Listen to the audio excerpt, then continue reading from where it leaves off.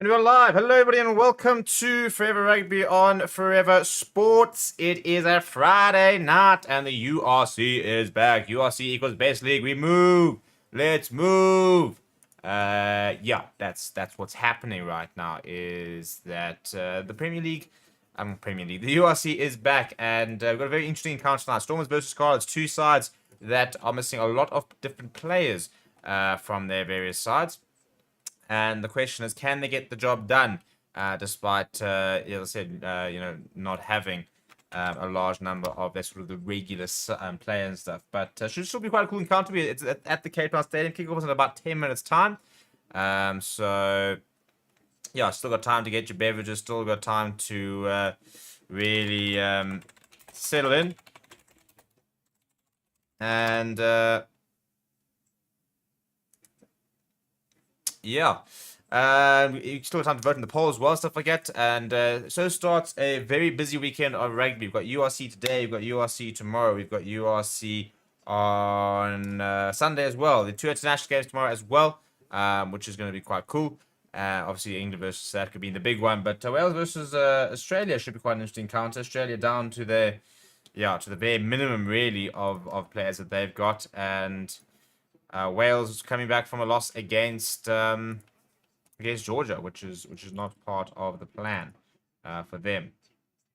So yeah, but plenty of to still play for all four of those national sides. I think if they're being honest, I think all four have had relatively average autumn nation series. You look at England, for example, they've got a win, they've got a loss, they've got a draw. So, for example, they could end up with just one win over the entire Autumn Nation series. If the Box lose, they'll also only have one win across the Autumn Nation series.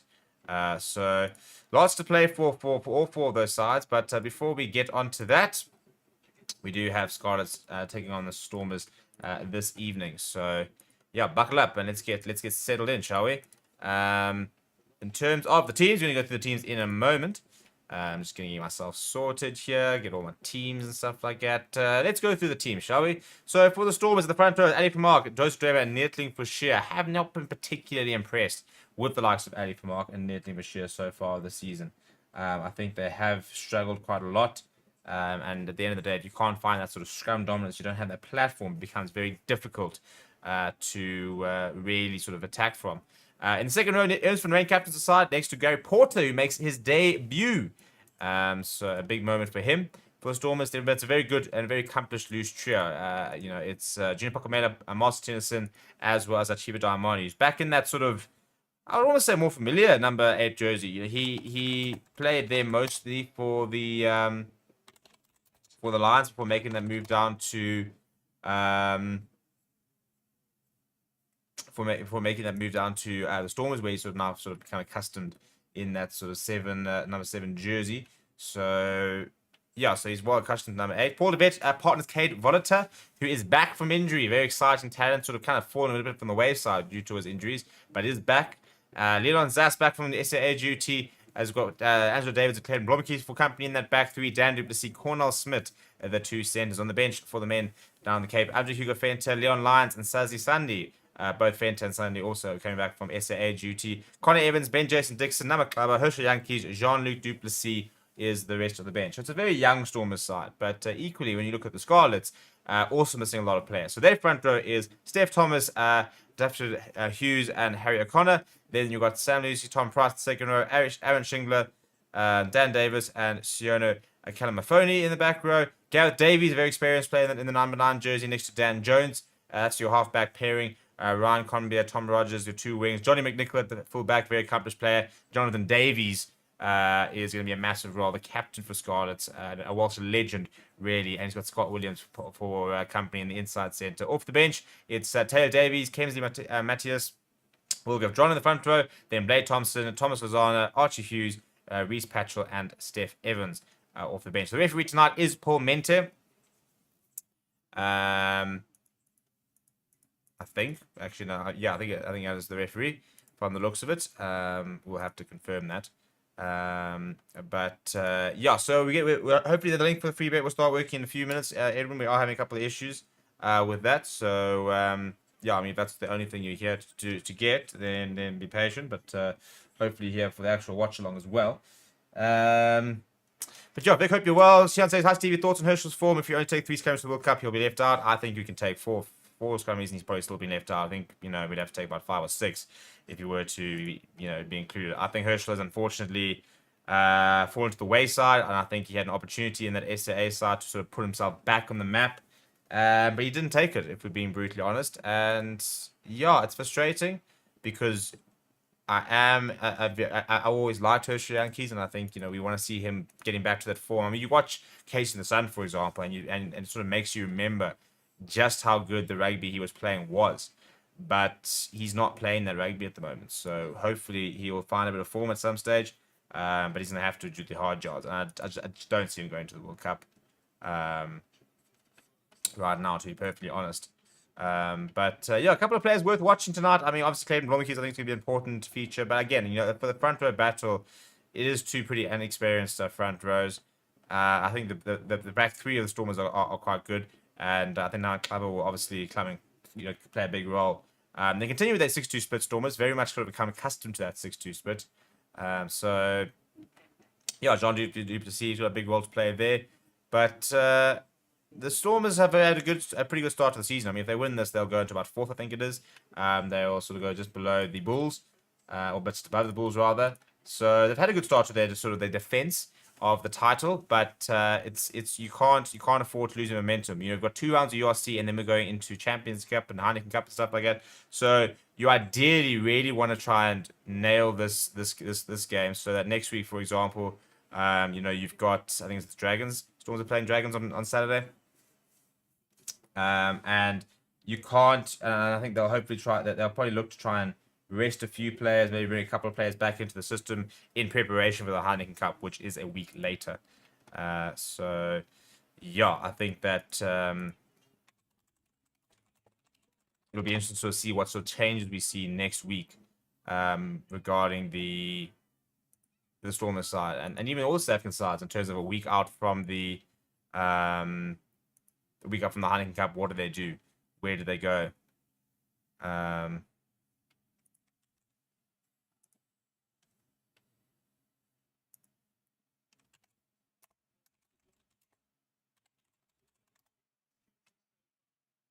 I'm just going to turn my TV on. Prop.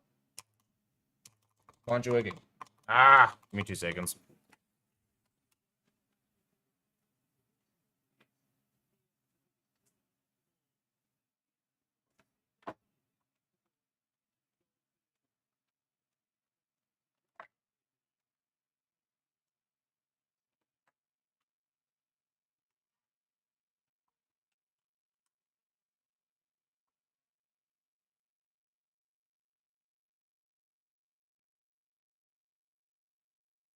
All right, that's a bit better. My TV is working, which is the main thing. Always a bit difficult to do a watch along if you can't watch the long part.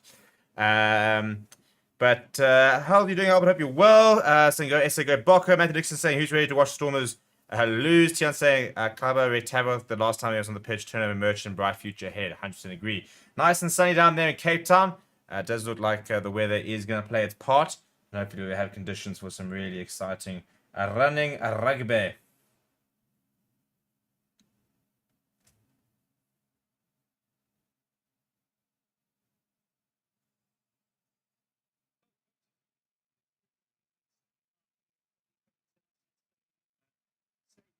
Why are we listening to football here?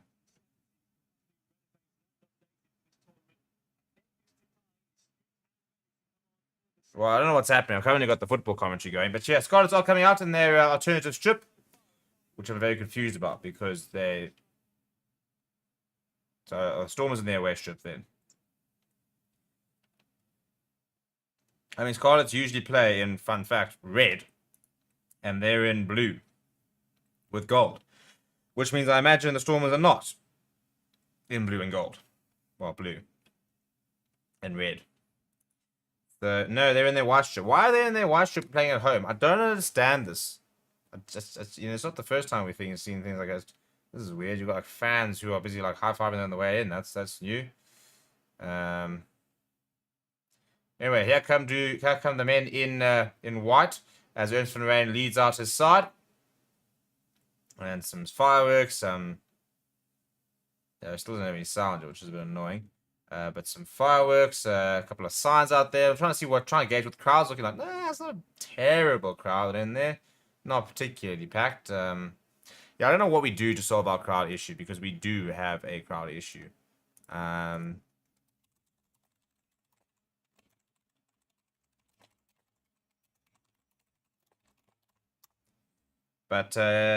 yeah, about to say, Paul Mente is the assistant referee, as is Morne Ferreira. The referee in the middle is Ewan Cross. So he'll be the man in with the whistle and in charge today. Still no sound, so I don't know if anybody can verify whether it's a Super Sport issue, which I think it is because yeah, that's all fine. But no sound over here. Okay, so, well, we are having a moment of silence, so I suppose not having any sound does help there. Albert says the Stormers team doesn't look too bad without its box. What do you think about the Bulls selling tickets to 10 Rand? To be honest, I don't think the ticket prices are the issue. I think people are just not particularly keen on going. I think you can give tickets away for free and you're not going to fill stadiums.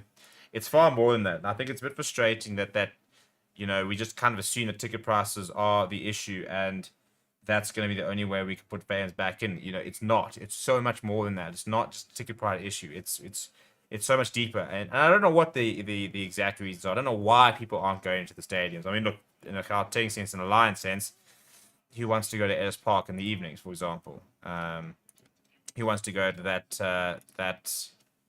side of Johannesburg any evening, for example, or any day, at any time, really? So yeah, I mean, for that, it's a bit easier to sort of to diagnose. But you kind of wonder, how are you not packing a DHL Stadium, which is right by the waterfront? It's in a perfect location. It's a nice place to go. But we do have to kick off down to the left-hand side there. An early touch for Cornell Smith. So we are underway. Storm's playing wide, playing left to right. Chibadai Mani getting away from two players in his first carry of the day, and as they exit the 22. And Paul de Vet's got a couple of blockers, and we'll look to use the box. Now you're going to go back to Cade, in fact, Clayton Blommerkeys, who will kick downfield. Not looking to find touch, though. Now McNichol returns the favour. Blommerkeys on the run, though. Just trying to tip over the top. Tip and go for himself. And Dan Jones being brought down just inside Dragon Scarlets territory. Now Gareth Davies, that good old Welsh name, will lift us high in the evening sky.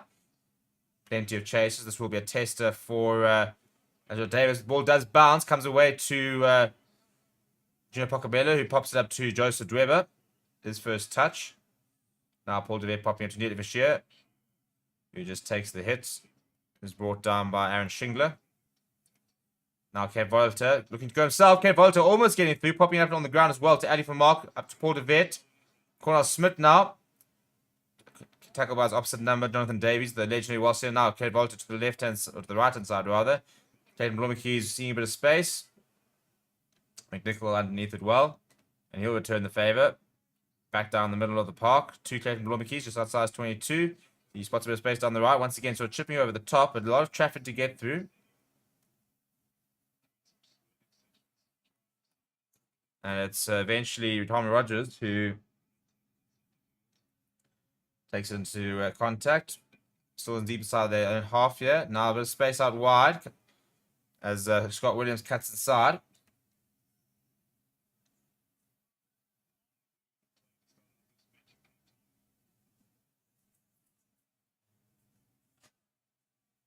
Not much going forward here, so Gareth Davies will put this into the air once again. And Kev Volta, a bit of a fumble, but eventually regathering. Being put on a lot of pressure. Gives it outside to Leon Zas. Leon Zas brought down. Does have support though. The likes of Dan Duplessis there. Junior Pocomella jumping into scrum off. Popping it up to... That's good to hands. It's Neil Bashir. Neil Bashir is now throwing that ball out. I'm not sure that would have been out. Because there's... Oh, it's a big hit on Gary Porter. So it's Marcel Tennyson actually. And it's a penalty for sealing off against Gary Porter. I thought it was the man who actually took it in. So it will be an early penalty. This is very kickable as well for Scarlets. Well, a couple of comments coming in here. I would say I agree 100%. It's more than just price. Vic says immediate remedy should be just smaller states for basic games. Edwin will, as soon as I can try and sort out the system, then we'll try and give out free bets. Like I've said so, dude. Sorry. Like, it'll happen if we can get it sorted. Short saying, I agree with smaller stadiums for normal matches, but big ones, Champions Cup, that's what some of the Irish teams do. Yeah, I think the issue, I suppose, sort of which stadiums, for example, like in, are we looking at, if you know, what sort of stadiums do you enjoy? Do you go to the club stadiums? Do you go to like a Wits or a UJ, for example? Do you for Tuck? I mean, for like Victoria, do you go to the Tuck Stadium and just try and pack the students in there? The issue, I suppose, is also quality of field and stuff. As that kick looks very good from Jones. No, misses out there. So the first points do go begging for Scarlets. And now we seem to be reversing and watching the entire match in reverse. It's very interesting. Yeah, Supersport's not having a good time here. We've gone back. So Kate Volta will get us back underway.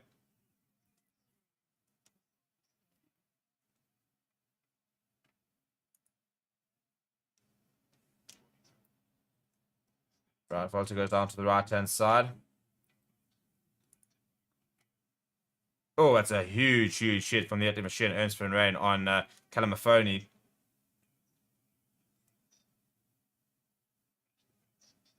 Shingler trying to get up quickly, but Stormers defense doing well to keep them behind their own halfway line. Now Davies goes to Jones. It's gone nowhere, so the Stormers plays up quickly. Paul de Vet's up there. He's quite quick, but McNichol's done well to get away from one. And done very well to get away. Gets the offload as well. Shingler. Under a lot of pressure was McNichol. That's really well done by the fullback. Now Calamafoni. Ball is available for Gareth Davies.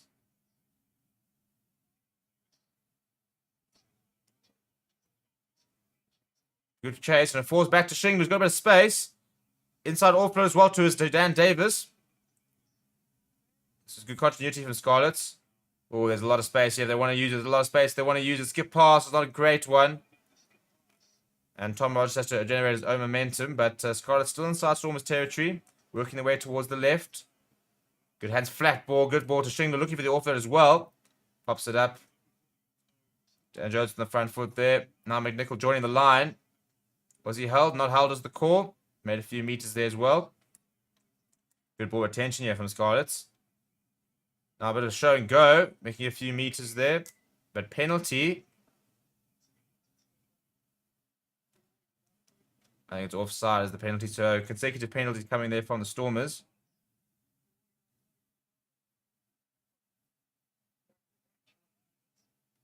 Angela Davis down and receiving treatment.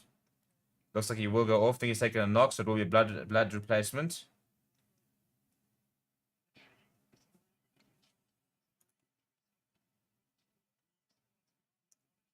Yeah, he is going to have to go off. So Jean Duplessis will have to come on for a spell. They're taking it quickly. I have the Scarlets, and that is dreadful for McNichol. I mean, we look away, and all of a sudden, Scarlets decide taking quickly. They saw a whole bunch of space on the right-hand side, and McNichol, I don't know why he thought he had to. It was basically just a pat pass. See, all the Stormers not paying attention, so they take it quickly. Now, if they just run the hands here, I reckon they score. McNichol actually probably should have just taken that and gone. Pretty poor there from the Scarlet number 15. Now Joseph Dweber will have his first replacement of the day. Herschel Yankees come onto the park, by the way. So Paul de Vet's gone to wing. Herschel Yankees on to into scrum off. So Joseph Dweber's first throw of the evening goes to Ernst van Rijn, and Ernst van Rijn's on the, and they're winning a penalty for a knock on Ernst van Rijn's arm. So 1 out of 1 for Joseph Dweber. We saw a much more assured lineup performance from him in the SAH game, I thought, in that first game. So hopefully he is on the right track with regards to his lineup throws, because he can get that right. He's a very good player. That's a brilliant kick as well. They've gone 22-22. Well, just outside of 22. to the 22. So it's a nice big attacking opportunity now for Stormers.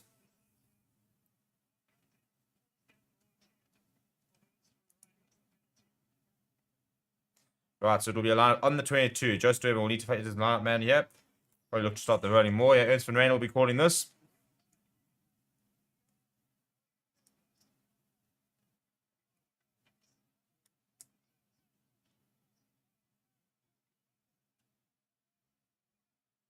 You're at the front of the line out. The ball comes to Neatly Bashir.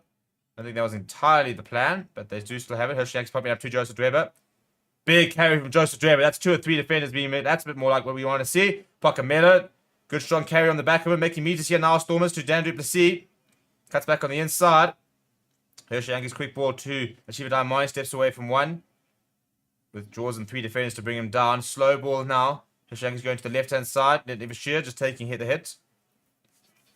Now Yankees to Joseph Weber, who's caught on the ball there. Now Ernst van Rijn having to try and get a side back on the front foot. Yankees popping up. Clayton Blommetjies sort of a bit of space. You managed to offload in the tackle. Yankees not too many options. Referee in the way. Gives it away to Dan Duplessis. You see half a gap. Back into the 22. Go to the Stormers. Yankees popping it up to Marcel Tiernissen. Making a couple of meters here. Stormers. Good work here. Yankees to the right hand side to Jenna Pocamelo. Pocamelo getting away from one. They're trying to hold him down, up, but he does have to release now. Yankees to Clayton Blommetjies. That's a pretty horrible pass. It's actually forward off for a Scarlets player. Paul de Vet cleaning up, popping it back to Clayton Blommetjies, but we're going to go back. I think it was a double knock is the call.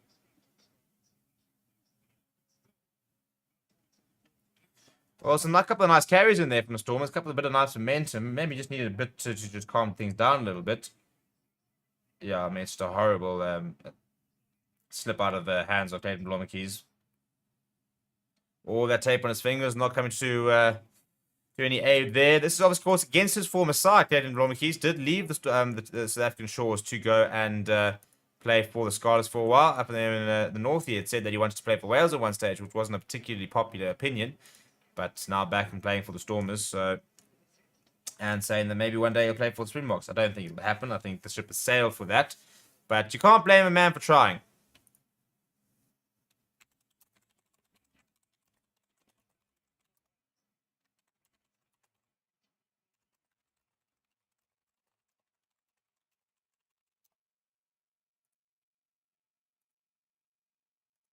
Right, so first scrum of the day, just inside Scarlets territory. There will be a Scarlets feed. And a short arm free kick. Or short arm penalty, also known as a free kick.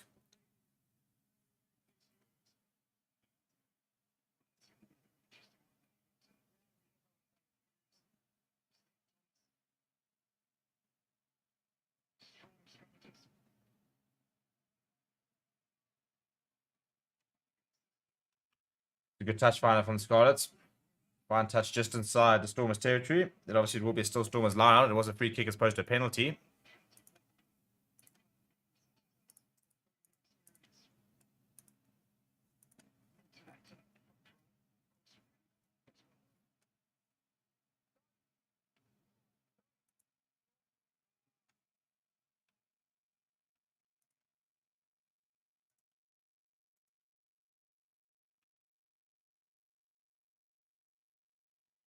Whoever goes to Ernst van Rijn. Good line win. First rolling more we're going to see here from the Stormers. Doesn't look particularly well set, but they are making a few meters forward. That's looking a bit better now. It's broken apart. Just has come back. The ball goes backwards. Yankees gives it to Cornel Smith. Slow ball. In fact, Yankees actually brought into the ruck. So Gary Porter will pick up and go here.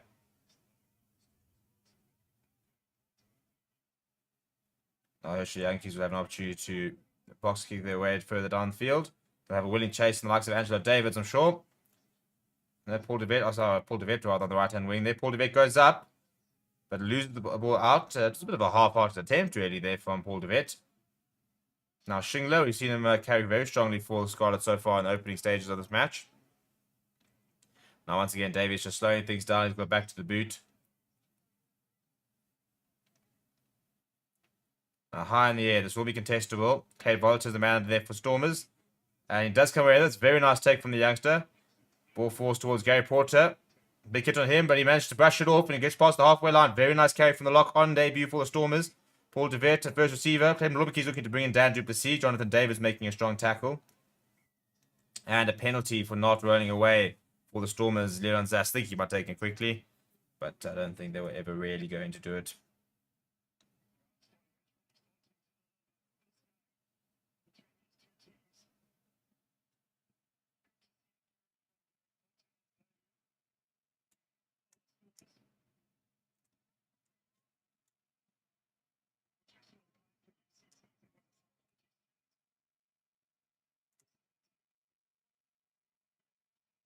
A good take earlier there by Ryan Conbier, but an equally good take there by Kate Bolter a few moments later.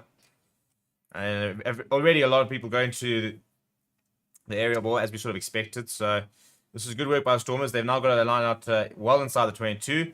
Vic saying, good start so far from the Stormers. What happened to Natla? He's still injured after that hit on him from Mandi Aki. So I don't know what his official return is. I think it could be hopefully by the end of the year, if not in January. Good looking more being set here. Another good line-out win there. Once is the call. It has come to a stop. Hershey Yankees floating just behind Joseph Dweber. Now he's going to have to use it. Goes to Dan Duplessis. Dan Duplessis running a hard line. It's a good tackle on him, though. Quick ball for Hershey Yankees to Ernst van Rijn, captain. Making a few meters as well. Up towards the 5 meter. Pick up and go from Marcel Tiernissen. They're within a couple of meters now, Stormers. Good work here. Now to Ajira Diamani. I think there might have been a penalty advantage there as well for offside.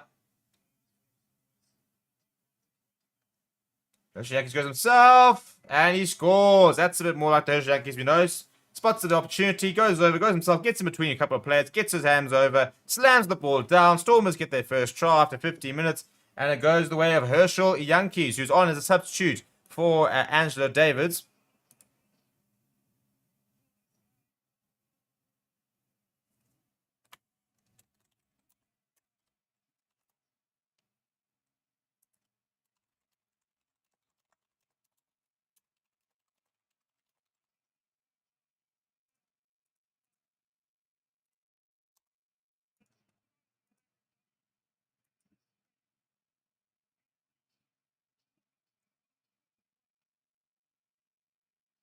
Yeah, it's good work there by Hershey Yankees.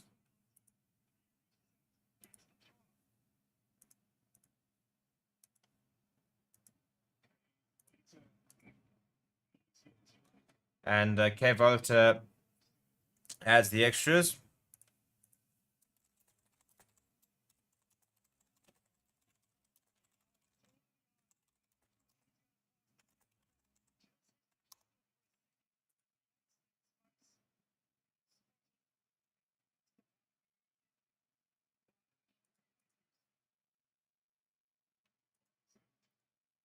That's a good take there out of the high ball. I think it's Cornel Smith. He's been quite involved so far in the early stages here. Now Diamani met well in the tackle there. Scarlets up quickly. Hershey Yankees will now take his time before he finds his clearance. Can't find touch though, just outside the 22. It's actually charged down. Ball falls back to the Scarlets. Quick turnover ball. They've actually got space if they want to use it. Oh, and the interception to come from Leon Zas. The chip ahead. Has he got the pace? That's really good work there by Jones. Under a lot of pressure.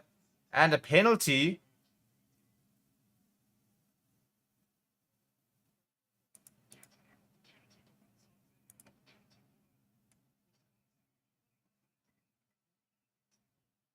That's really, really good work there being done by Dan Jones. Under a lot of pressure. It was well read by Leon Zas, because I think if he hadn't made an interception, then it could have been a bit of a problem for the Stormers. They had plenty of space out wide to the Scarlets.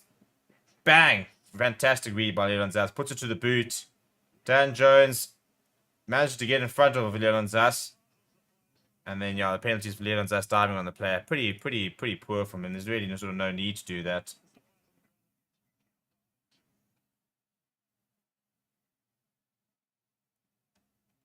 I'm having a couple of issues with my stream, so I just want to try and sort it out. So if you can give me guys a few seconds in the next couple of minutes, hope to try and wait for a bit of a break and play.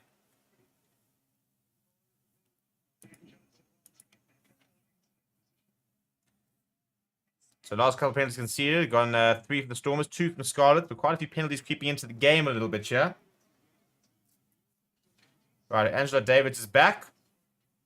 They go over the top to Scarlets, and it's turned over to Cape Volta, to Dan du Plessis. Dan du Plessis got the pace. Inside ball to Cornel Smith. Cornel Smith over the top to Leon Zatz. Leon Zatz on the inside. Leon Zatz, that is a try, ladies and gentlemen, and that is a proper try. Goodness me, talk about turning defense into attack. It was a sloppy line-out. The hands, the pace, the awareness was just superb. Champagne rugby at its best by the Stormers. They go to 12-0 after 18 minutes. Leon Zatz, you started well so far, is the man that comes away with the try. What a start for the home side. And the Scarlets, well, we said it might be a long day in the office for them. They're going to continue playing like this with so many errors, and I don't think it's going to get much better. So, I mean, literally, ball over the top. Not quite sure what the plan was. Terrible throw. Somebody tried it with the kick. Inside ball to Dan du Plessis, Cape Volta. Dan du Plessis doing really well, getting away from two players. Inside to Cornel Smith. Once again, ball over the top, and then Leon Zatz just goes back on the angle and goes underneath the poles. Perfect stuff here. Perfect start from Stormers. I'm going to use that break to try and sort out my TV. So don't go away. Please do smash like the video while I'm away. But I'll be back in literally a couple of minutes. I just need to try and sort my TV out, which is jittering a little bit and stuff like that. So I'll see you guys literally like right now.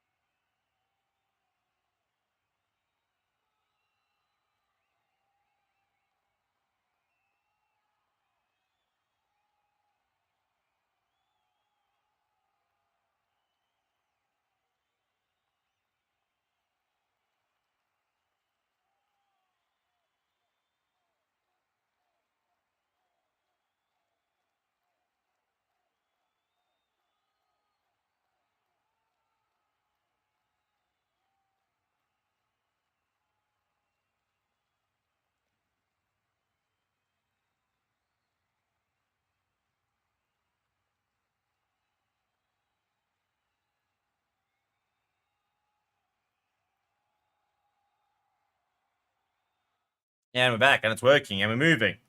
And we're moving. And speaking of moving, Stormers are putting a lot of pressure on, and they've bundled Ryan Conbia out. I mean, the cheapest, the Stormers side. It's all over.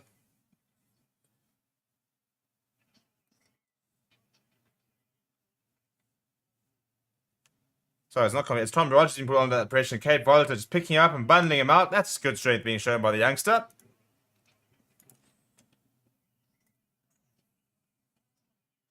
And just needs a bit of a run of games here, this Cape Volta. There's going to be a time where I'm going to have a water break. I think it's just an injury issue.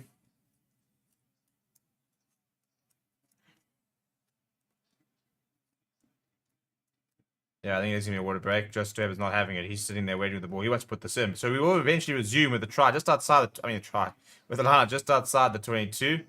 And Junior Pocomeda's receiving a bit of treatment. Looks like a hit on the ribs there. But yeah, look, if Stormers continues with this sort of momentum, this could get ugly for Scarlets because Stormers start like a house on fire and don't look to be slowing down at all.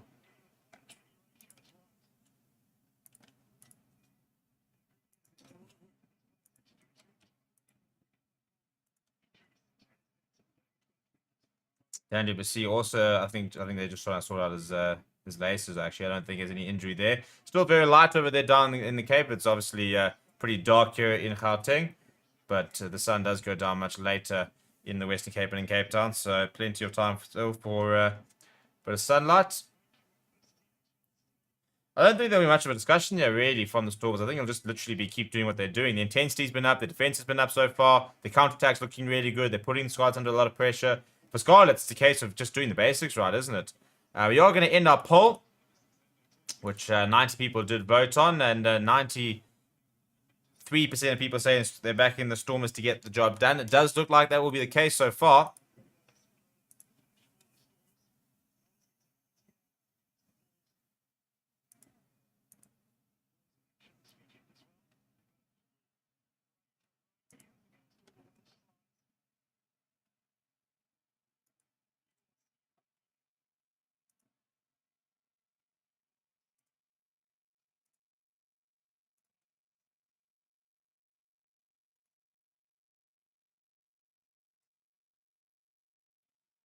Not quite sure what's going on yet. Yeah, I think this seems to be a lace issue for Danny. We see now they're going to tape his boot. So that is what the delay has been. We have taken our bloody water break that we seemingly have to take, which I'm not a particularly a fan of. So we are just about ready to get back underway. As it'll be line out just outside the 22. Joseph Davis has done well so far from the line, so he needs to try and hit his jumper here.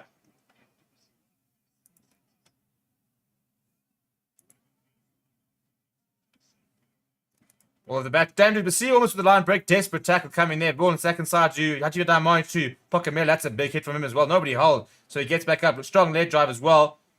Stormers back on the front foot. Joseph Dweber working hard. Getting him past the 22. Presents to Paul DeVet. To Gary Porter. Steps to the side. Gets away from one. Under a bit of pressure here. Good clean out's going to be needed.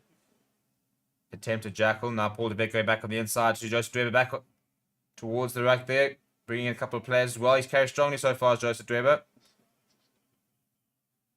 Paul DeVet now going to Cornel Smith. Cornel Smith working hard, but two big defenders ahead of him.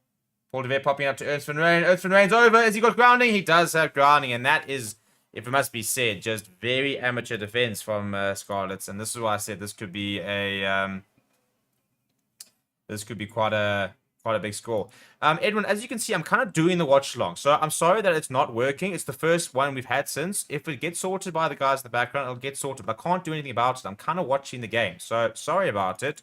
I'm pretty sure you have won quite a few free bets already in the last month. So you might be fine without this one. It's not an international one. So it's not a 200 Rand free bet either being put out here. But yeah, I can't do much about it. I'm trying to do the watch along.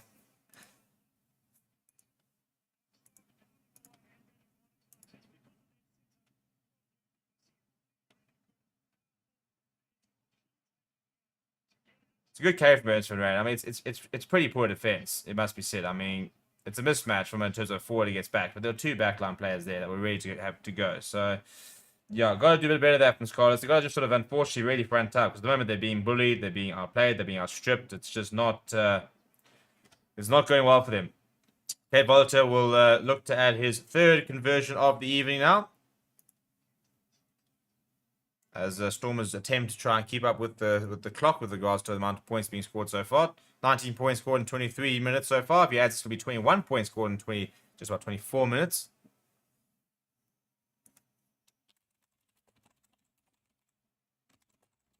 And just sneaks off to the right there from Cape Volta. So first miss of the evening from the youngster, who started quite well actually. Very talented is Cape Volta, but again, for me, people just need to calm down a little bit on the expectations. Let him play some games. Let him play some rugby, because he hasn't played a lot of rugby lately. Looks like, oh no, the ball's been ripped there from Scarlets from the kickoff, so turnover ball here for the Scarlets. That's a pretty poor ball, but good pick up. Now Scarlets. And Paul DeVet is back on the park from the looks of it. Of course, back on the back. Yeah. Sorry, back to scrum off. Yeah.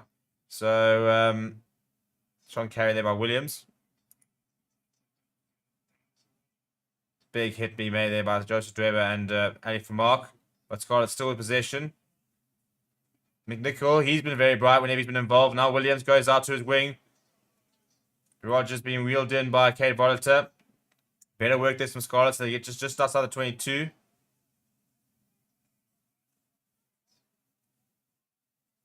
Now Jones showing going himself, almost getting away from Ernst van Rijn. The lock forward doing well to chase him down. Penalty advantage though. Shingler being brought down pretty isolated. Now not much on Gareth Davies. The long pass, Kieran Bombekeys does intercept it, but it is a penalty. So decision time now. You're 19 points down. You don't really can't really go for the 3 points, can you? You got to chase 19 points here. They did miss the first option. They actually could have gone 3-0 up, to be honest.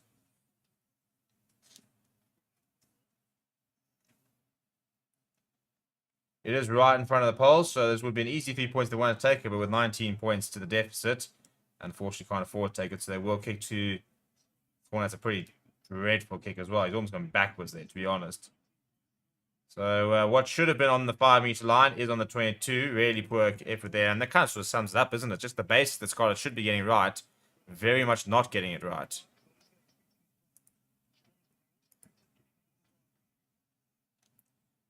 Well, that's the top there.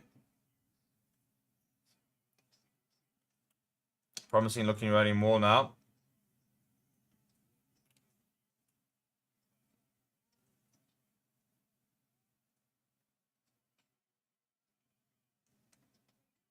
Uses the core, yeah. Davies does use it. Goes to Williams, and now Davies out to Jones. McNichol on the outside. McNichol looking for options. Puts it onto the boot. Oh, that's terrible finishing by Rogers. Terrible. How have you not scored that? Just put it on the boot, mate. I mean, it's a brilliant little rubber in as well by McNichol. There wasn't much chance. So he says, cool, here's the ball. And he's just watching it go out. Just stop with your boot. Just, oh, come on. A bit of techers here. Bring it out, mate. That is a dreadful, dreadful attempt.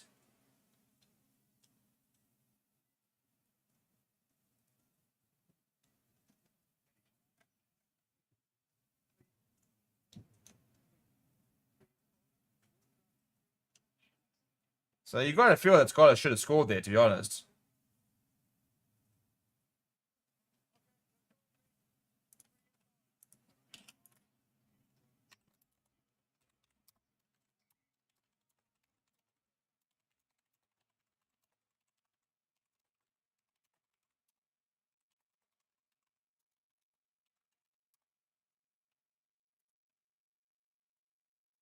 Oh, goodness me. Right, chance going begging for Scarlets. Matthew saying you're dreaming the Scarlets just yet to learn rugby. Ask Kevin, hope you're well. Good line out there for the Stormers. Joseph Dweber controlling things at the back. Once is the call there.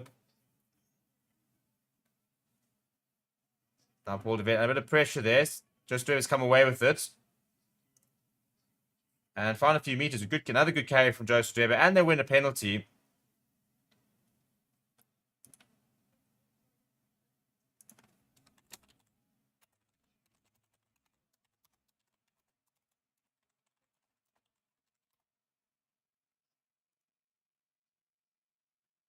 There'll be a free extra chair from the Stormers and another chance for the Scarlets. And I think discipline issues, as well as playing pretty badly, discipline has not been particularly good from the Scarlets. Good awareness there from Joseph Dweber. They're trying to get the ball and he's trying to get the ball away from the hand of the Scarlets player. So then he breaks himself.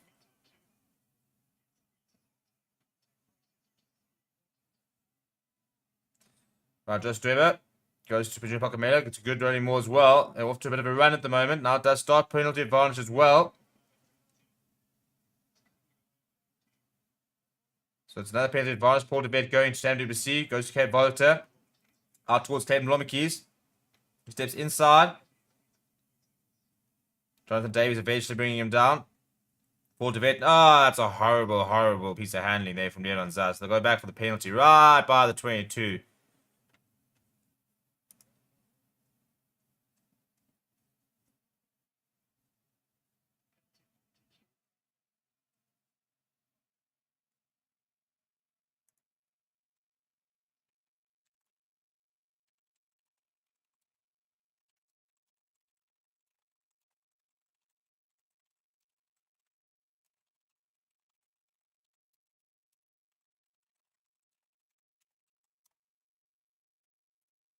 And they'll just sort of slowly progress their way further up the field, won't they? At the moment, it's just mistake after mistake and penalty after penalty from Scarlets.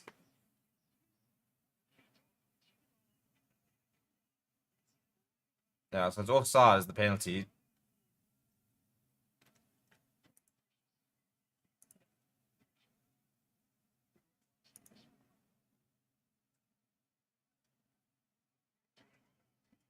They go down the short side. Hachiwa Damani, Paul DeVette turns it side. Oh, the jeepers. That is atrocious handling from Manny from Mark. Turnover ball.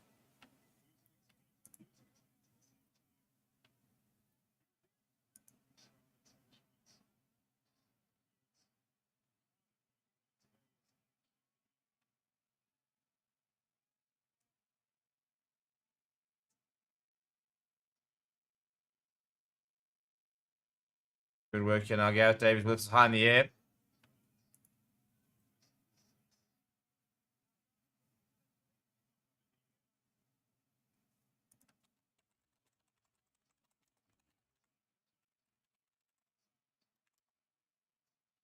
Now out towards Davies. McNichol's got a bit of space down the outside. Comes inside as well. McNichol's been the only positive from Scarlets. Oh, it's good handling. Desperate to face it. No, he's going to get away. He's going to go over. That's really, really good work. It's McNichol once again. Can't be as the man that will score it. But it's all created by McNichol. He's been a bright spark. Every single time he's touched the ball, he's created something. He's been the only Scarlets player who really looks like he's pitched up and wants to play. And inevitably, he's the one that creates that first try. Because something off is happening in Wales. Even Iran is beating the Welsh. Russ say, "Go Stormers, go make my night a happy one." Well, they have hit back here. McNichol, look at the pace here. And it comes on the inside, gets away from 1-2. Inside ball, nice little piece of handling there. And Angelo Davis has got to really make that tackle.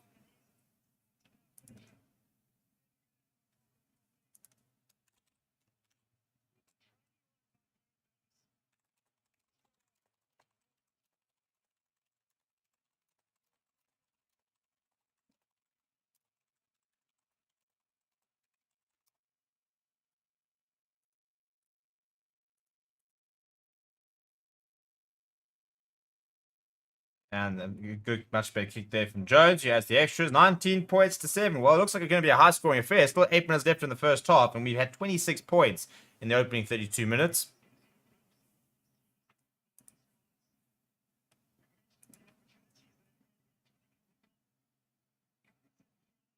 Yeah, it's really good work from McNichol. Always looking for the offload. Inside ball. It's a fantastic piece of handling there from Davies.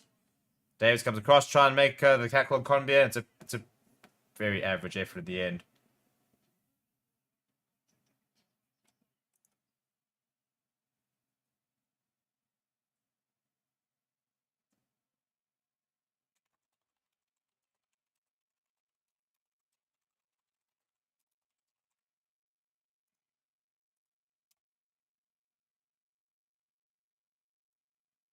That's a good restart as well, which is important on you when you do score a try to be under a lot of pressure. Now they've got to exit well.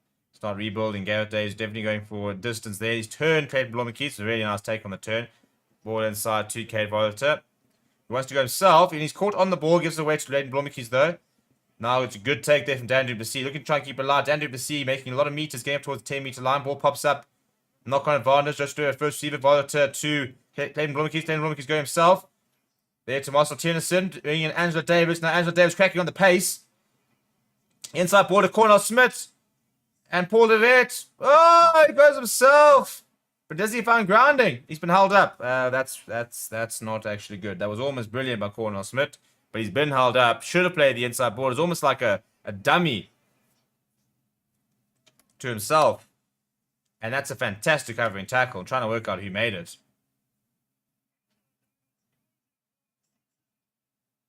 Inside ball there to Cornell Smith going himself. I think it's McNichol of all people who comes across to make the tackle. That is brilliant.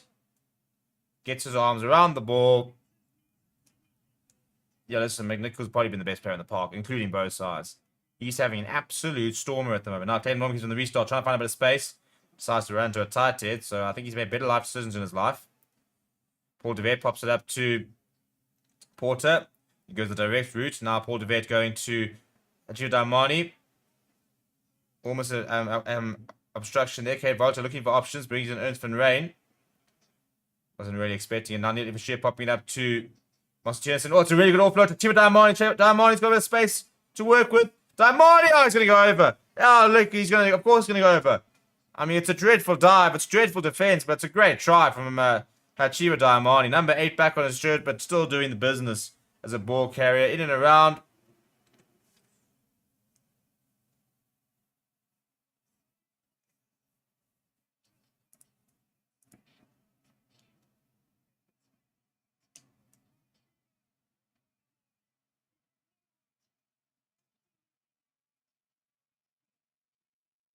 Well, I mean, it's shambolic defense. It must be said. It's a good try, but you've got to make it. I mean, one, two. Yeah, I mean that's after. I mean, that's so much still to do. But that dive needs work. Though, actually, we're gonna have to have conversations about that dive because that's not a good dive. Like you've got the pace of a backline, you gotta find the flair of a backline player. You can't be diving like that. 24 points to 7. Big worrying side. Scarlets thought would have felt good after striking back and thinking, right, we get another try before half time, pull ourselves within touching distance, but then bang bang. Damani is through. And all of a sudden Stormers back with the bonus point. 26 points to 7, leading by 19 points. With still 4 minutes to go in the first half, so it could still actually yet get worse for the men from Wales.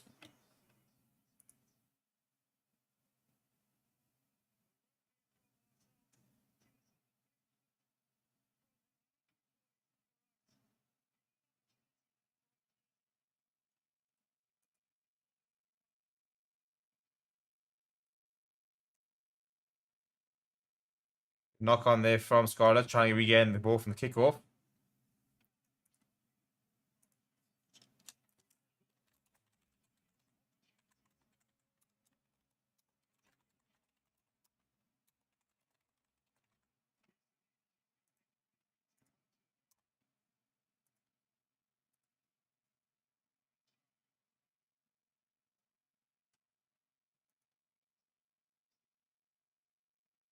It was a nice idea. Conbe managing to get up there, but just not being able to knock the ball back. It would have been a big moment for Scarlets if they managed to knock that back and win possession. John Dobson, smile, mate. I mean, this guy always looks so like upset and so worried and so concerned during a match. Like you're 19 points clear with like 2.5 minutes to go in the first half. Like life is good, mate. And yet, he looks like somebody's just like kidnapped his cat.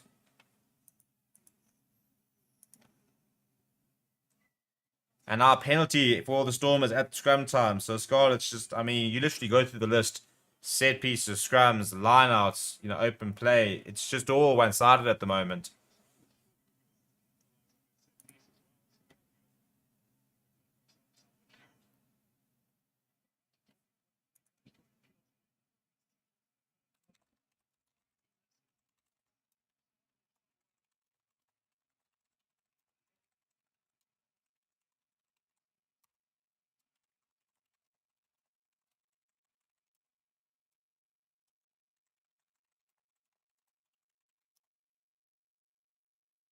Right, so 2 minutes to go. Can the Stormers find another try before half time? Can they make it 5? Long line out, and they do win it eventually. It was contested, but Chivo Darmani coming away with it. Now Joseph Derby coming and joining them all, which has already made about 6 or 7 meters, closing on 10 meters. There is the 10-meter line. It has slowed up, so Joseph Derby is going to make it available to Paul DeVet. No, he's not. He's going to go himself.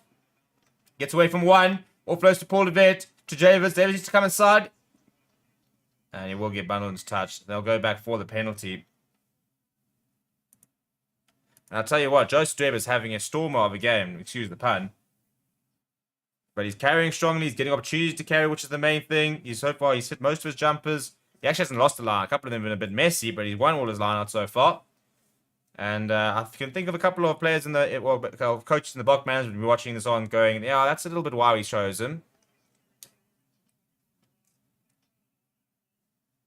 It was almost a good contest in the air, but Tio Darmani doing very well to hold on to it.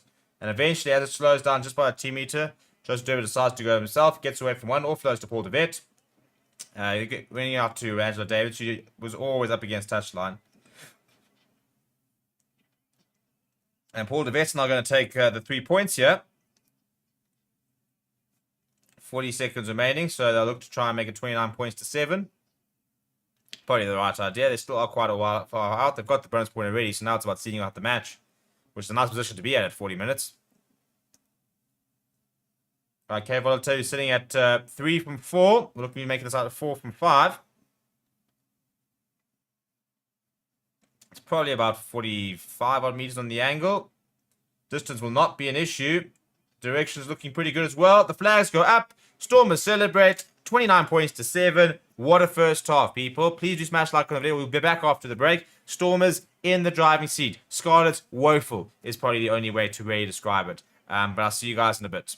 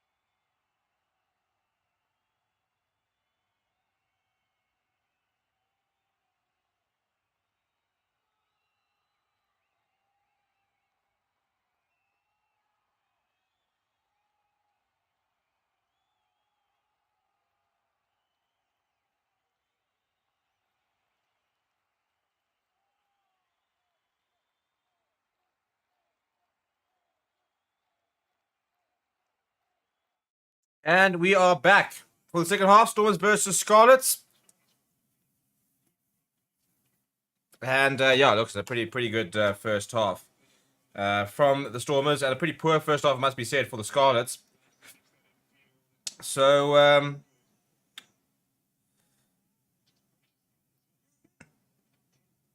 just trying to sort a few things out here.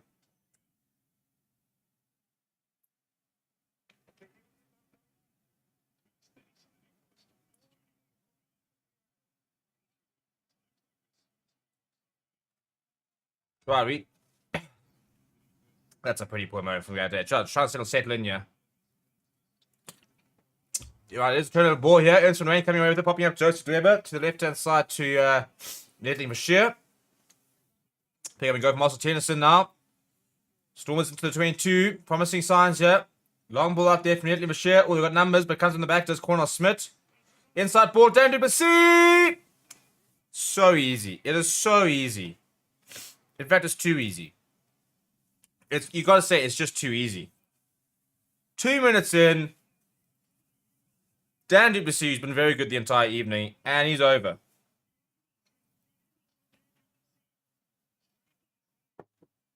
At halftime, a big welcome to Enrico Sampson, the first person this evening to the Forever Sports Members Club. If you'd like to join the Forever Sports Members Club, check out the pinned comment. Yeah, listen, I want to. If we can have as many members as points that I reckon Stormers are going to score tonight, then I think we'll be doing very well. Because at the moment, it's the floodgates are open here.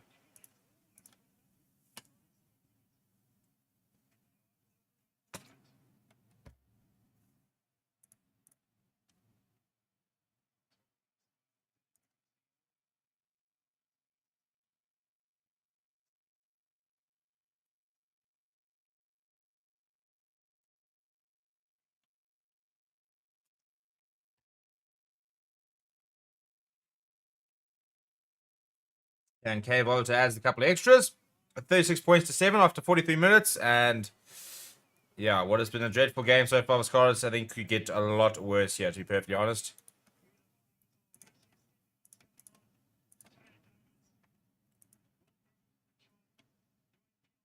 Yeah, a bunch of changes here for Scarlets, as you can imagine, because things are just not working. And they look like they're changing the front row.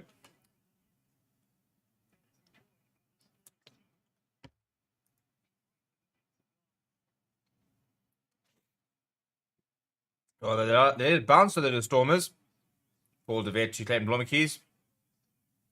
Blommekeys hammers it down the middle of the park, so not the worst restart from the Stormers, but now McNichol, who's made a lot of things work so far,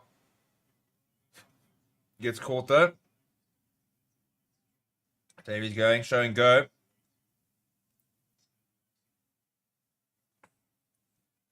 Now, it's a couple of replacements here, so it looks like Reese Patchell's on as well. For Jones, I think it is. Got some big defense here. All the way back towards the halfway line. Patchell not much on, decides to go to the boot. Clayton Blomkeys is circling around back there. He goes to the left boot, down the middle of the park. Garrett Davies going back. He's got McNichol with company. He runs away from him. Just chip over the top there for Davies, and he'll just find touch just inside Thomas Terry. Not the worst little option there from Garrett Davies. Not much on, so decides, well, just tip it over the top and restart, really.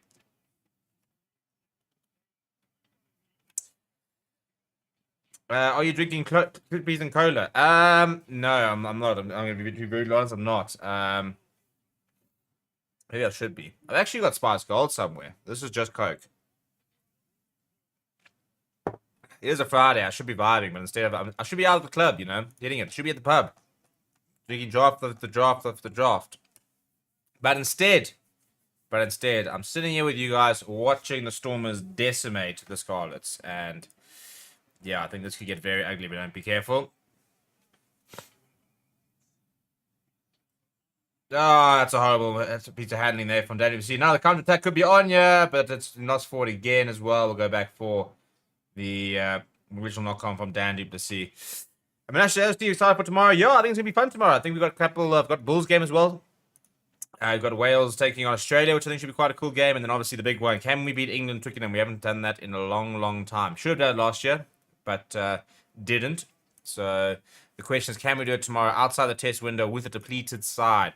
Can we do it? England, both of us have only won one match during the Autumn Nations series, so it's going to be a big. It's going to need a big effort from the box to try and go and win without the likes of a Chase and Colby, Vincent Koch, Kubus Renach, Jasper Wiese, all players who've been very important to the box success so far this year.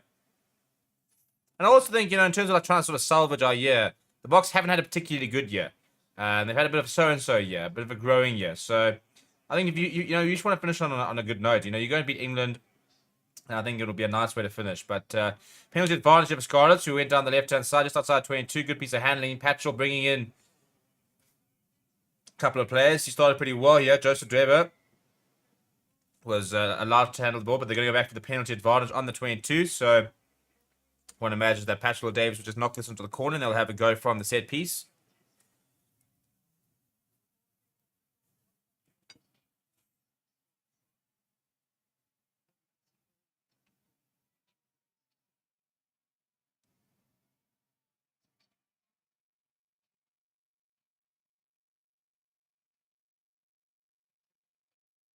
Sports District say, I know Scarlets have been poor, but a lot of credit has to be given to the second string Stormers side and the coaching staff. Yeah, the Stormers have played well. And I think the big thing is that they started very well. They brought a lot of intensity to the game early on. And I don't think Scarlets were really up for it. And they've just lost the ball again there, Scarlets.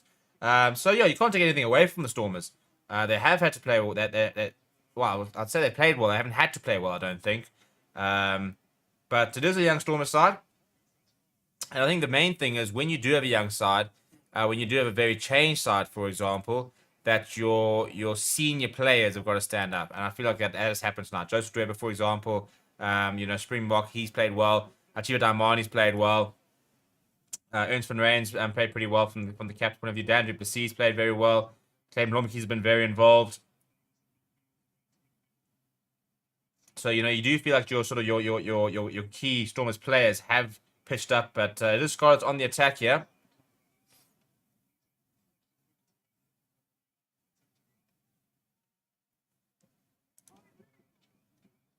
Now Davies to McNichol. Really good defense here from the Stormers. Scarlets were at 22, and they're all the way back toward the 10-meter line, so it's proper defense, this. Ball comes loose. Jonathan Davies trying to get on the front foot, though. They do have numbers, though. Inside from Conbier, but he's not held. Gives it away to... Is he going to get there? No, just short there from Scarlets. Big hit there. Steph Evans was on the park. Not sure when that happened. Now Williams, long ball out to McNichol. McNichol joining the line. Sam Lalsi now looking for options. Eventually goes down. McNichol has to come in and clean out. Does so. Jonathan Davies also there. Really slow ball here from the Scarlets. Shingler carries once again. He's been very involved so far in this game. Now Williams what's first receiver to Jonathan Davies. Outside he goes. And Tom Rogers will go out. Well, the Stormers' defense, which was holding up really well, is eventually breached. And they were just going from coast to coast, side to side with Scarlets. They were finding a lot of space out there, actually. So the Stormers were kind of guilty of defending pretty narrow. And yeah, eventually it's the easiest of all flows to Jonathan Davies set up this try. It's just a mismatch. Angelo Davies shoots up, misses his man. It's a 3-on-1 on Kate Volter. Davies just waits for the right moment, just finds that on the side. Yeah, and Davies just really just sort of squares him up and off he goes. Matt Dixon says Scarlets are going to come back. I'll be very surprised. Kate Volter has also been good for Stormers game from back from the horrible injury. Yeah, I've been impressed with Kate Volter so far. He's defended nicely. I thought his distribution's been pretty good. We haven't seen too much kicking out of hand from him, but kicking for poles has been pretty solid. Now Reece Patchell has come on and I think made a bit of a difference here. We'll line this up. But we've seen Scarlets have unloaded the bench. They brought on Taylor Davies. They brought on Kemsey Matthias. They brought on Reece Patchell. They brought on Steph Evans. Who else is running around? I think Wilgriff Johnson as well. So a new front row, a couple of new backs as well. To try and add a little bit of impetus to this Scarlet side.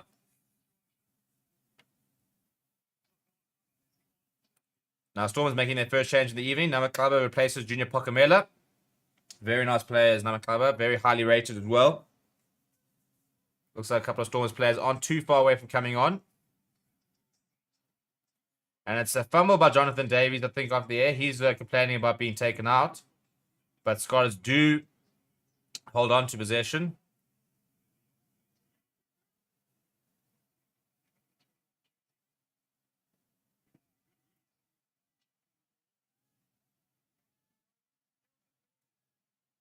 Bit of pressure there for Gareth Davies, who's eventually going to go to the boot.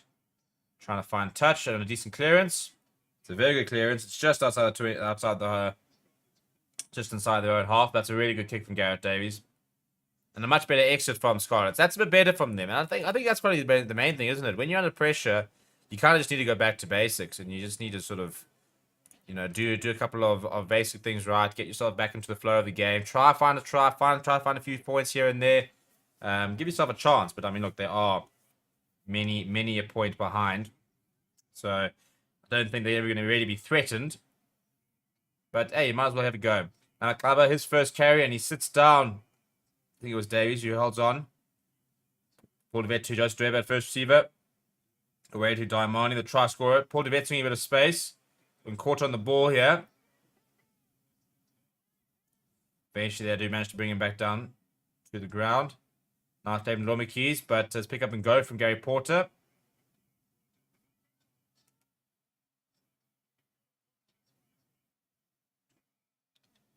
Another strong carry there from Dweba. He's been really good with ball in hand.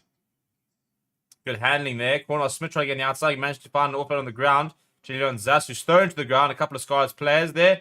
Very well turned over there by Dan Davis. And winning the penalty. That's a bit better. We haven't seen that the entire game. There we go. Tap and go. Gareth Davies. To Rogers, the try scorer. There's nobody around here. Quick recycle does come to the Scarlets. Good ball as well to Davies. The ball goes out towards McNichol. Has he got the pace? He brings in his wing. And Conbeer goes over for a second. Well. Maybe we spoke too soon.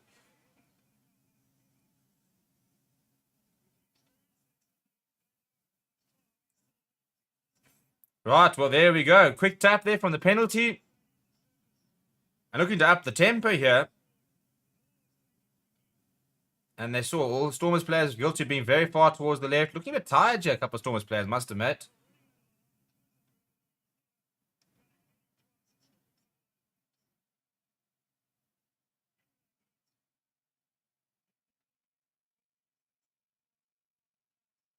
And Conbeer in for a second. Yeah, I don't think it's a mistake that the 3 tries the Scarlets have scored have all come from the wings. I think Stormers have very much tried to rush up quite quickly, keep the defense. The defense has been quite narrow. They have found space out wide. McNichol's been pulling the strings. He's been very impressive for the Scarlet side. But I want to have a look at Joseph Dweba's stats game so far. He's had 8 carries so far, beating 5 defenders, 26 meters gained, 5 tackles, not a single one missed, just 1 bad pass. But as I said, been a very nice game from Joseph Dweba.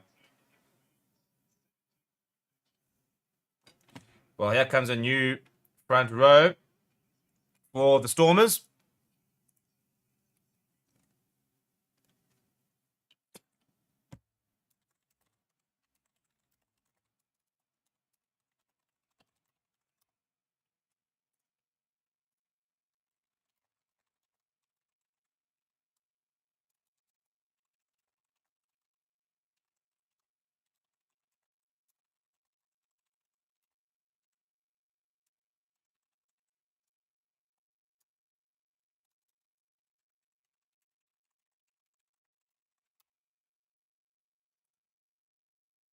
Another good chase from Zas, and he's asking the touchline system. Nothing coming for it, so it is maintained by Scarlets. Right, 36 to 19.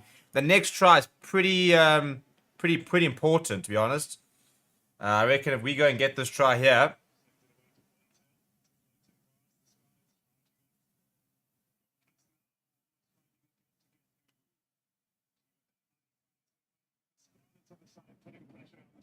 And a penalty for Scarlets for sealing off.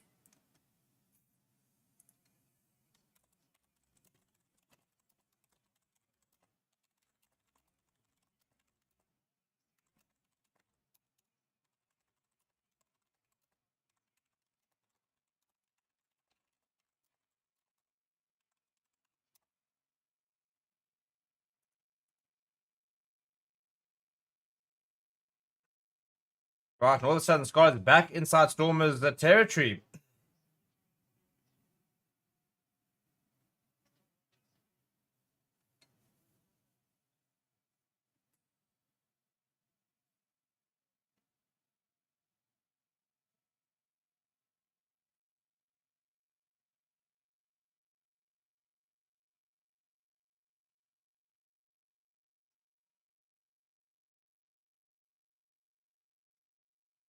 The ball's gone loose here. And thus into the 22. Paul DeVet popping up to Andrew Hugo Fenter. Fresh out of his opportunity with the SAA. And a penalty for Scarlets inside 22. Holding on is the call. Scarlets starting to play.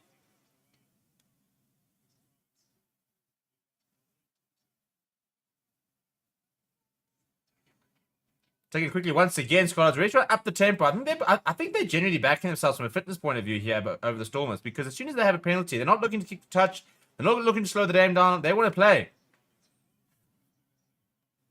And I think that they think, I don't know if it's a 6-2 split, that they think that they reckon if they can get the Stormers forwards running around, that there's going to be more space out wide. But really looking to up the tempo. Reese Patchell kicking in behind. Ken Blomikis will mark. And I think he just wants to try and slow things down, to be honest.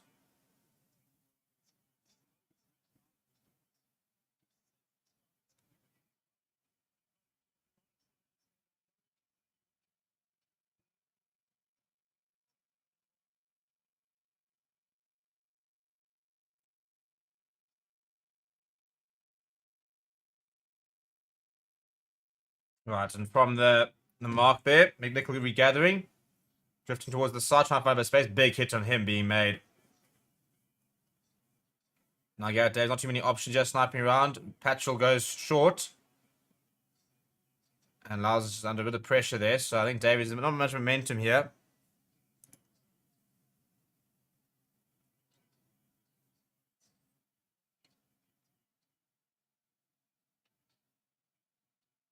Leon Zas carrying strongly. Well, the ball's been stolen by Scarlets. Turnover ball here. And Rogers finds a bit of space. Trying to find the offload, and the ball just goes forward. And a penalty then for holding on and playing the ball on the ground, I think, is it. But taking quickly now, the Stormers are looking to up the tempo. Marcus bringing bringing Clayton Blomikis. Ball out to Angelo Davids. Not sure it's the right option. They could have gone to Hachiva Diamani. Angelo Davids, though, carrying up strongly up towards the 10-meter line. I think if they go on Diamani, by the way, I reckon they probably would have scored. Paul DeVet going to Sally Sunday. 3 men needed to bring him down. Strong carry from the tight head. Slow ball here for the Stormers.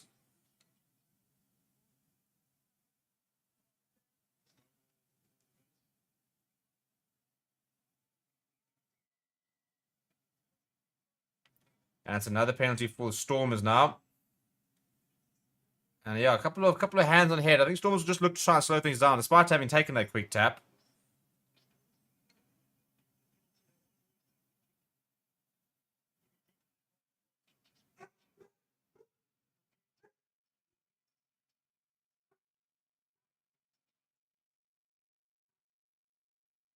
And they're going to take the points. Yeah, I think that's the right decision from the Stormers.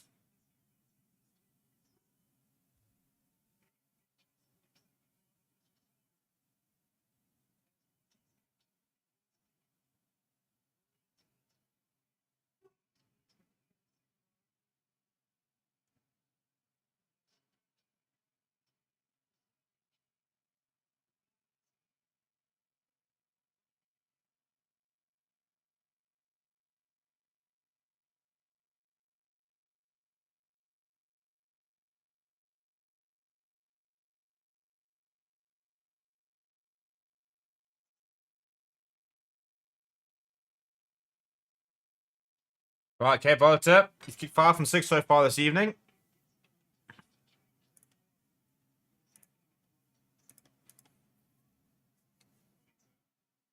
And that's going to sail to the right. So Scarlets will get away with that one.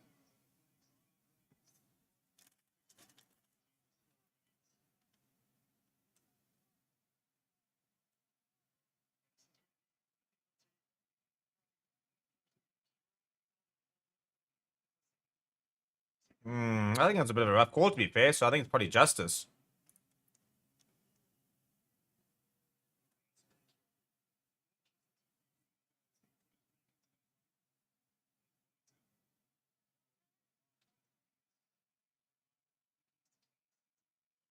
That's a big tackle on, remember, offside of the court, so it's a penalty for Scarlets. This game's opening up a little bit.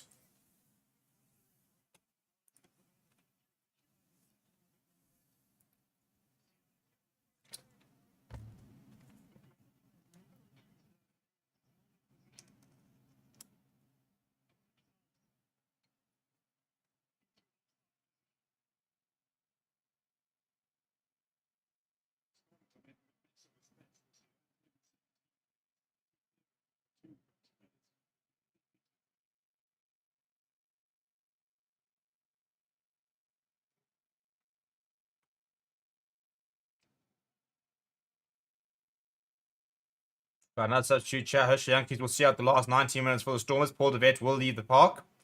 I think. I'm assuming he's not going off to the wing. That's a good take there. Now Williams carrying it up strong.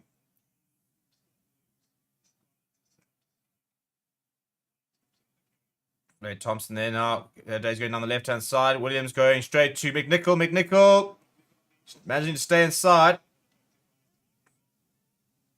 Right up against touchline to the right-hand side. Now that's a big tackle being made. Two replacements there making the tackle there. Thompson once again popping it up now. And Shingler once again is carrying strong, but he has lost the ball forward, so it will be a scrum.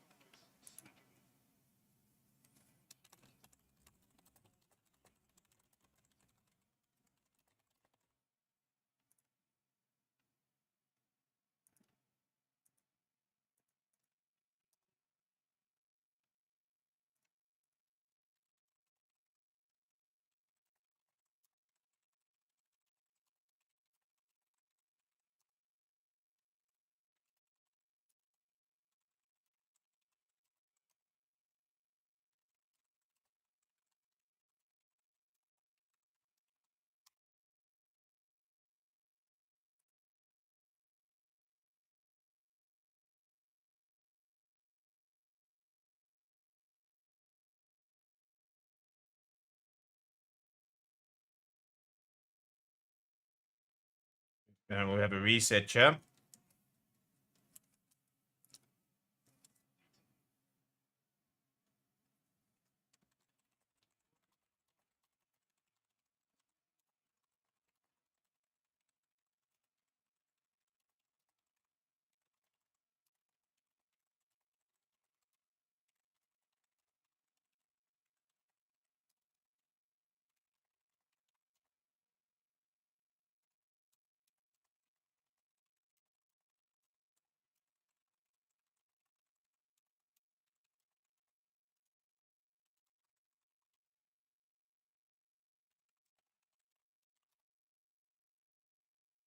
Now Darmani coming off the back.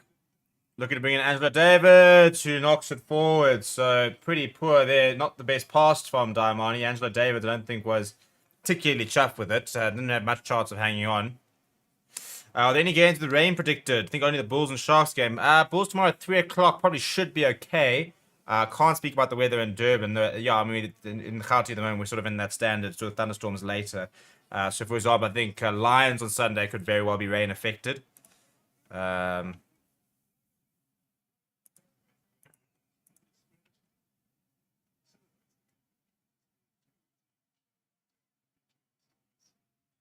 it will be a Scarlets line-out. 15 minutes to go on the 22. And not straight. That's a bit of a that's a coach killer. Hey, you found a bit of momentum. You're trying to claw your way back into this game, trying to see if you might be able to find something. You get an opportunity with an attacking line-out and you don't throw it in straight.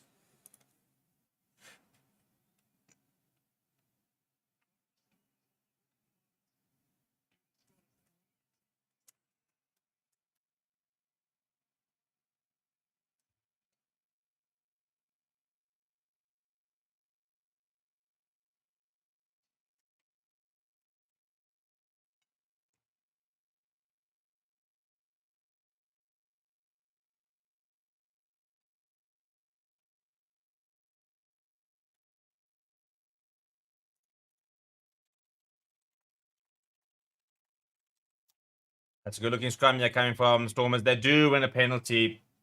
That's a big moment in the game, actually. Despite the fact that they are well ahead and not really being threatened at the moment, they're still 17 points. But from a momentum point of view, you do feel they've kind of been parked inside their own half for a while, and that's a big moment. And there will be a replacement here. I think that's Connor Evans coming onto the park, who will replace Gary Porter. And Cape Town fans seem to have woken up a little bit. Seems like quite a little festive atmosphere happening over there.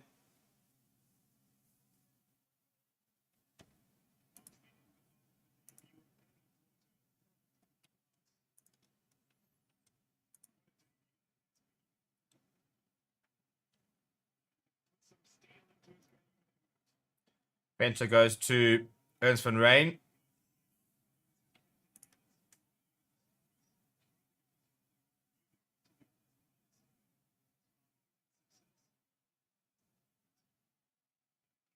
Oh, it was almost an intercept. Oh, that would have been interesting. It's still a knock-on from the Stormers, blinded by the man going for the intercept. Tell you what, if that was an intercept, that could have made the game a bit interesting. That would have made it 36 to, what, probably about 36-25, 11-point game. Or 10-point game. Yeah, actually would have been... It's probably a knock-on. Should be a Stormers ball, I think. It is a Stormers ball. Yo, if Williams intercepted that, went under the poles... Yeah, it would have 36-26, 10 points with 13 minutes to go. It would have been very interesting. Sports Dictionary saying Connor Evans has huge potential. Well, let's see that potential. Very big. He's a large unit.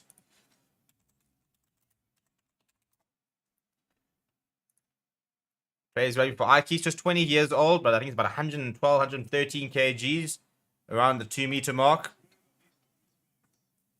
And very highly rated. And I think, with the retirement of old David Mayhazen, I think that he'll be someone who'll be fancying his chances. And Hirsch Yankees, like, you can't do that. Williams goes out wide. Big hit there coming from Clayton Blommerkees, but Cotton Beer does well to just absorb some pressure and make the ball available. David's going to put forwards there now Reese Patchell. But so far, Stormers rush defense doing well. Amaklavo had one go, tried to get another one, was told to leave it. Watchalong going himself, looking for the offload of the ground. Popping it up towards Jonathan Davies. Now Gareth Davies managed to get involved here. A bit of a ball in behind, lost a bit of momentum. Oh, that's a brilliant little run down here. Needs a bit of support. Larson's got the ball in one hand, looking for the offload. It does come. Scarlets up into the 22. Oh, that's hands in, Mr. F. I'm not sure that's the right decision. I'm not sure that's the right decision at all. I'm not convinced there was a release. I think Scarlets could be feeling well. As now Clubber who's coming away with it. I'd like to have another look at this. If it's legal, it's brilliant by him, but I'm not convinced he had every right to have a go here.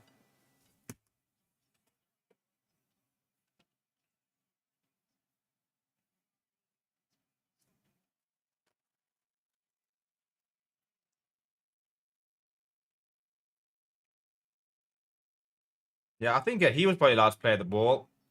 I suppose it could be a bit of a debate whether Herschel Youngers was the assistant tackler and whether he released. Because they were penalised quite, I thought quite harshly earlier on with the assistant tackler not releasing. And I wouldn't think he was much of an assistant tackler. But yeah, I think now Clubber actually, probably had rights to play that. Looking a bit of a compilation of Joseph Dweber.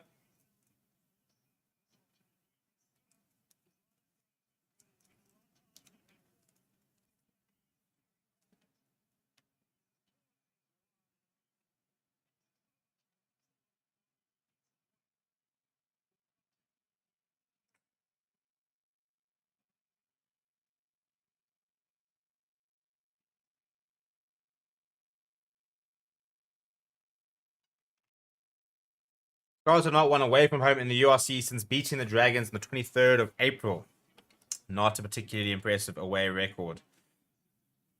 And unless something very dramatic happens, doesn't look like they'll be turning that around tonight either.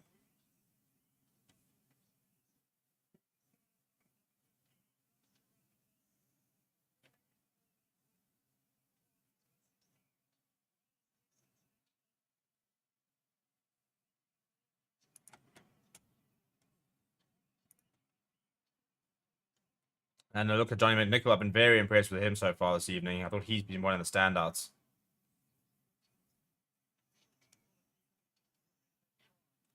So we start with the penalty from the Stormers.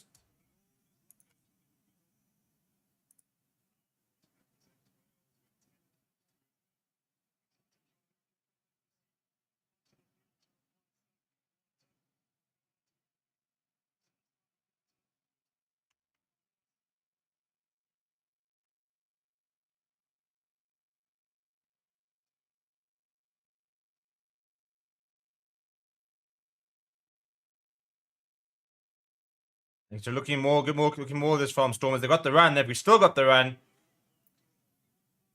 It's available. Sally Sunday presents it. Pick up and go. Nana Clubber. Stormers just outside the 22. Looking pretty solid here. Now trying to go to the short side. John, do you see? And it's the ball's been stolen there from Dan Duplessis. But Angela Davis come through and kicked it through. So it will go out for a throw into Scarlets. Game is sort of deteriorating a little bit in the latter stages as we enter the last 9 minutes.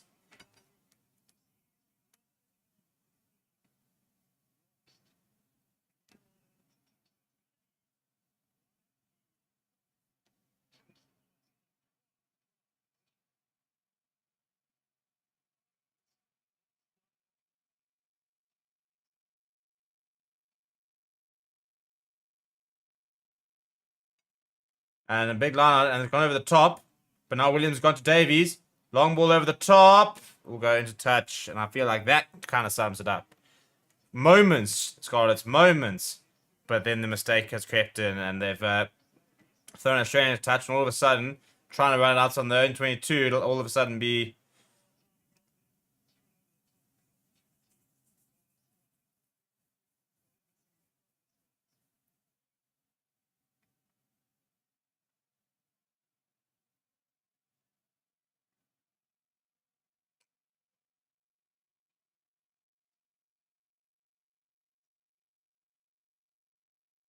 Alright, so Connor Evans looks to be calling the lineouts now. Andrew Hugo Fenter with the ball in hand. Goes towards the back. That's well taken, but skew is... Yeah, it will be turnover ball, yes. It'll be a Scarlet scrum.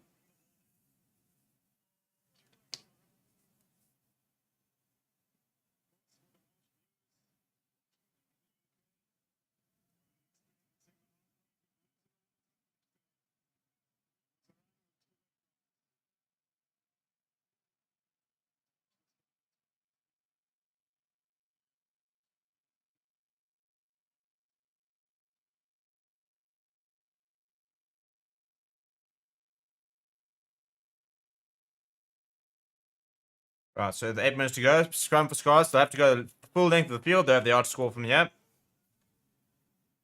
Deep inside that 22. Quick ball, though. Now Williams just hacking it ahead. It's a big kick as well.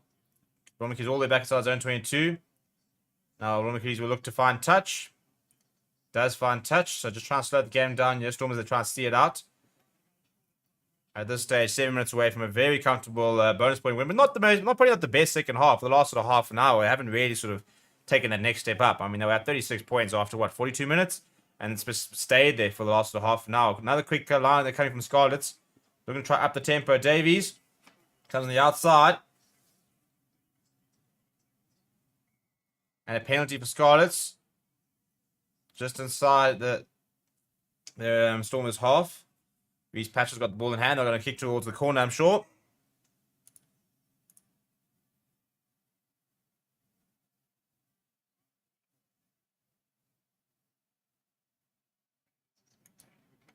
That's a good kick from Reese Patchell as well. He's parked them about 10 meters out. So big opportunity here for Scarlets to try and find a try.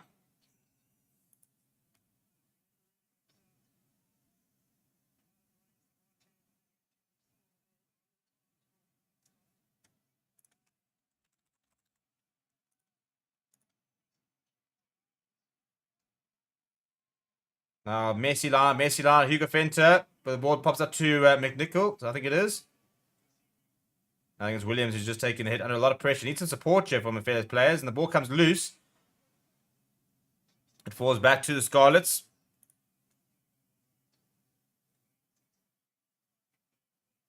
Thompson now. He's been very industrious since coming on.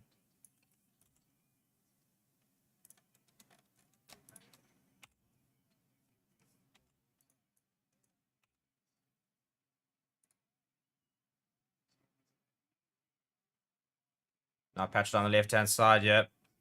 All a little bit pedestrian, though, from, it must be said, from Scarlets.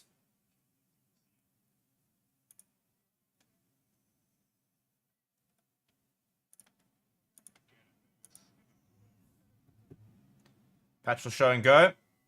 And eventually, no penalty advantage. So they'll go back with 5 minutes to go. So, I mean, there's not enough time to try and find a win here. But I think the Scarlets can be happier with their second half performance. You know, I think that they were at risk of being really blown away. I think the bench has made a big difference.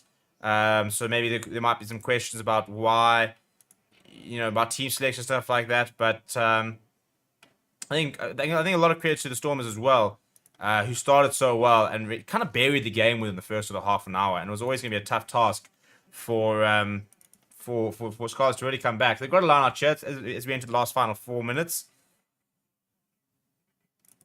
But the damage was done early and it was an uphill task since then.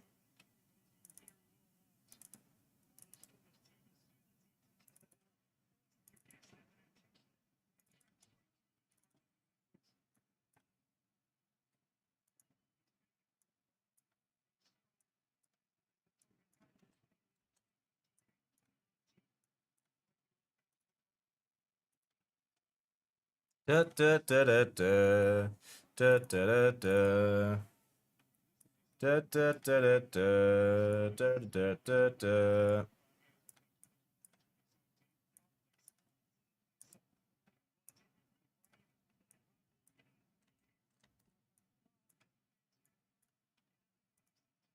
I mean, look, K. Volta, and I'd say an accomplished performance by him. You know, I think that he looked very comfortable for somebody who hasn't played in such a long time.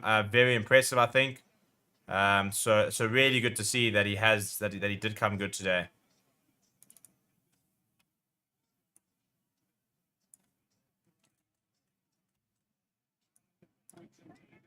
Scarlet's still trying to move forward here through their rolling maul. It has collapsed. No penalty advantage or anything, so they're going to have to use it and try and create something here. Reese Patchell to McNichol. Long ball out. But he's been dragged out. That's brilliant defense. Trying to work out the jersey numbers. He's wearing number 24. So I think that's Archie Hughes. Or was it Steph Evans has come on? But that's a brilliant tackle from Leon Zas.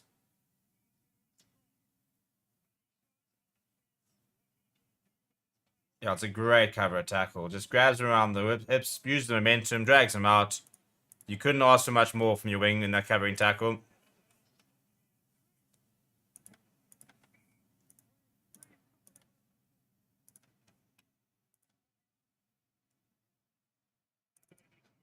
Ball over the top. And it's a good ball over the top.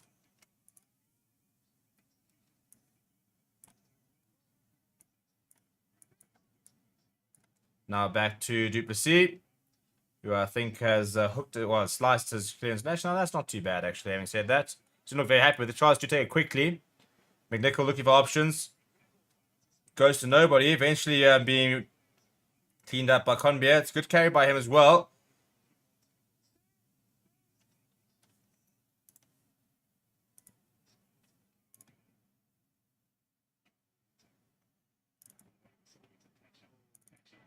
Patchell away. Scarlets almost through. Back down the left-hand side. Defense needed now for Stormers.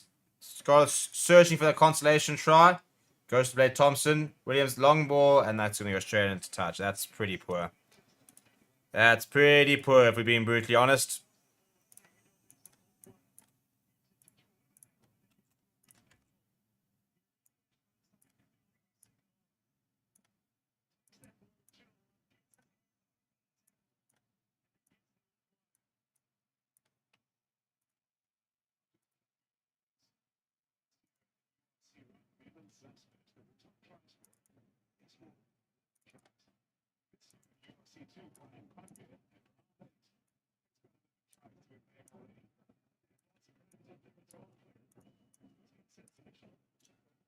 It's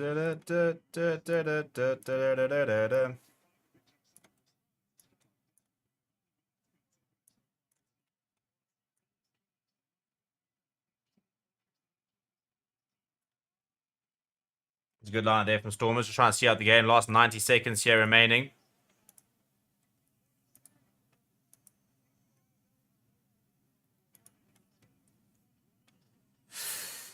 Steve, what's your opinion on the 4-try bonus point versus 3 tries difference? I actually quite like the 3 tries different. I like the score more. So I think it encourages you to keep trying to score and to keep going afterwards. You know, you don't kind of just score 4 tries and then close up shop. So I quite like it, actually. I have enjoyed it. I mean, I think that's always been I think that is the better way to go.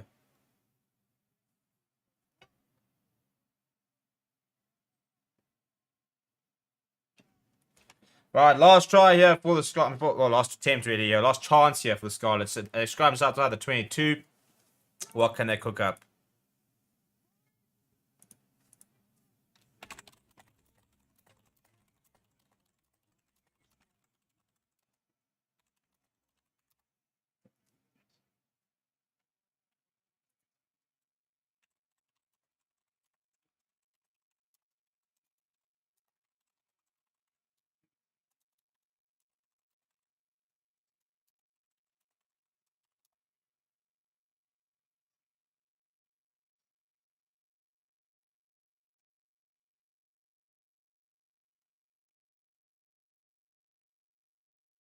There goes the hooter. So this will be the last play.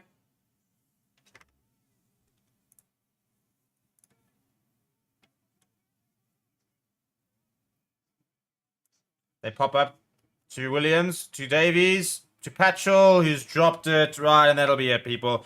Thank you, everybody, for jumping in. The final score will be 36 points to 19. The Stormers did the hard yards in the early parts of the game. Scarlets tried to come back. A nice cameo, a couple of cameos from the players off the bench, but at the end of the day, just far too much to do with too little time. Thank you very much, people. That's our first watch along of the weekend. We'll see you guys tomorrow for Bulls versus Cardiff. No, it's not. Bulls versus Ospreys. And then obviously Wales versus Australia. And the big one, England versus the Springboks tomorrow evening. Please do smash like on the way up. Please do subscribe to the channel as well. Thank you very much for watching. My name is Steve.